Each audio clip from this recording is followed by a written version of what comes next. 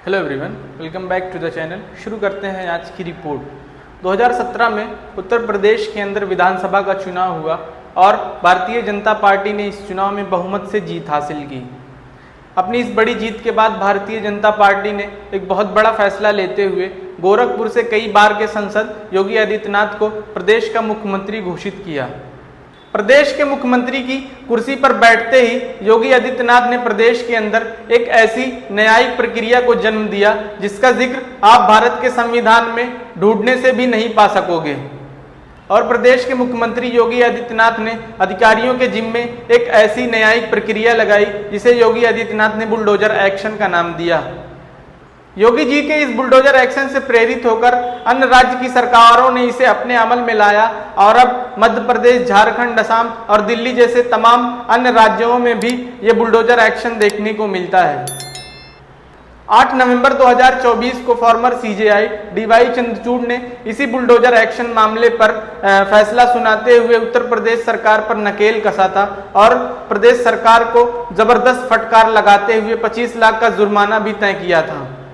D Y Chandrachud को मुख्य न्यायाधीश के पद से रिटायर हुए अभी चंद ही दिन बीते हैं कि कल सुप्रीम कोर्ट में जस्टिस बीआर गवई और केवी विश्वनाथन की अध्यक्षता वाली बेंच ने इस बुलडोजर एक्शन मामले पर फैसला सुनाते हुए सरकार की इस न्यायिक कार्रवाई को असंवैधानिक करार दिया है।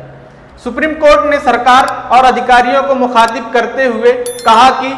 सरकार या फिर प्रशासन या अधिकारी कार्यपालिका के ही काम को देखें, न्यायपालिका का जो काम है वो हम देख लेंगे और संभाल लेंगे। यानी कि सुप्रीम कोर्ट ने अपने इस आदेश से प्रदेश की सरकारों और प्रशासन के अधिकारियों को जज न बनने की हिदायत दी है।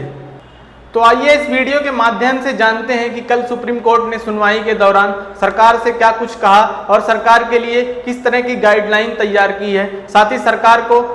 इस फैसले के बावजूद भी किन के घर को तोड़ने का अधिकार दिया है। जानते हैं वो सब कुछ। तो चलिए वीडियो को शुरू करते हैं। कल यानी 13 नवंबर को उच्चतम न्यायालय ने इस बुलडोजर एक्शन पर अपना हथौड़ा चला दिया है और प्रदेश के सरकारों द्वारा चलाई जा रही इस न्यायिक प्रक्रिया को असंवैधानिक करार दिया है। जस्टिस बीआर गवई और केवी विश्वनाथन की अध्यक्षता वाली बेंच ने इस पूरे मामले पर अपना फैसला सुनाया और जस्टिस बीआर गवई ने इस पूरे मामले पर फैसला लिखते हुए एक बहुत ही वाजिब टिप्पणी की और कहा कि कोई भी घर महज घर नहीं होता है, बल्कि वो किसी व्यक्ति की सालों की इच्छा, मेहनत और खून पसीने से बनाया गया, तैयार किया गया सपना होता है। और एक ऐसा सपना जो कोई भी व्यक्ति बचपन से लेकर अपने दिमाग में घूमता है और उसे पूरी करने के लिए दिन रात मेहनत करता है।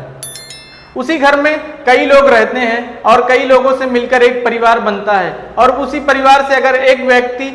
जुर्म में शामिल हो या किसी जुर्म का हिस्सा हो तो क्या प्रशासन को या फिर सरकार को इस बात की इजाजत है कि वो उस घर में या फिर उस परिवार में रहने वाले सभी लोगों के सर से छत को छीन ले? ऐसा बिल्कुल नहीं, ये संविधान के खिलाफ है। सुप्रीम कोर्ट ने कहा कि हर अपराध को या फिर अपराधी को साबित करने के लिए देश के अंदर कानून और कायदे हैं, ड्यू प्रोसेस ऑफ लॉ है।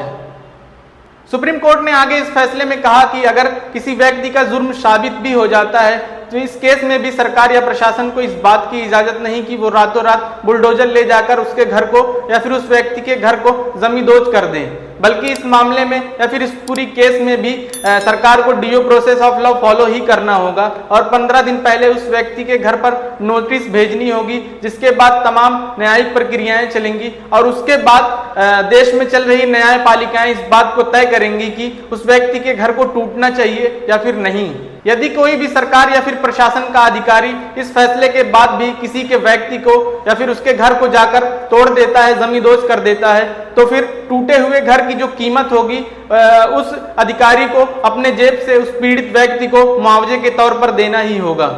हालांकि सुप्रीम कोर्ट ने अपने इस फैसले में सरकार के लिए एक्सेप्शन भी रखा है और यानी कि सरकार को इस बात का अधिकार दिया है कि वो उन लोगों के घर को तोड़ सकती है जिनके घर रोड पे, गवर्नमेंट पार्क या फिर किसी भी सरकारी जमीन पर बने हुए हैं इस केस में। लेकिन इस केस में भी सरकार को due process of law follow ही करना है और एज यूजुअल नोटिस भेजनी है, जिसके बाद तमाम न्यायिक प्रक्रियाएं चलेंगी और इसके बाद न्यायपालिका ही तय करेगी कि उस घर को टूटना चाहिए या फिर नहीं।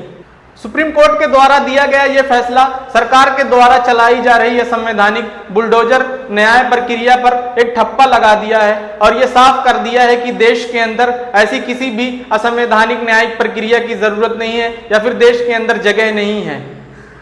और साथ ही सुप्रीम कोर्ट ने यह भी साफ कर दिया है कि देश संविधान से चलेगा, कानून और कायदे से चलेगा, ना कि किसी की मनमर्जी से। सुप्रीम कोर्ट के इस फैसले का देश की जनता ने अपार तरीके से स्वागत किया और देश की जनता ने कहा कि यह बहुत ही बड़ा फैसला है और इससे देश की जनता को बहुत ही राहत मिलेगी। आज की रिपोर्ट में इतना ही, मिलते हैं अगली नेक्स्ट रिपोर्ट में। वीडियो अच्छी लगी हो तो लाइक करना, चैनल को सब्सक्राइब करना। Thank you so much.